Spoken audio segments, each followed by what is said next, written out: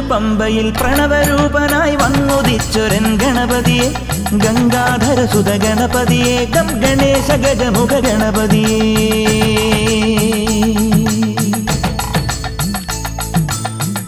പമ്പയിൽ പ്രണവരൂപനായി വന്നുദിച്ചൊരൻ ഗണപതിയെ ഗംഗാധരസുത ഗണപതിയെ ഗം ഗണേശ ഗജമുഖ ഗണപതിയെ പമ്പാ ഗണപതി പാരിന് ഗുണനിധി മംഗളമൂർത്തേ സിദ്ധിവിനായക ഇരുമുടിയോടെ ഞാൻ മല കയറുമ്പോൾ തുണയ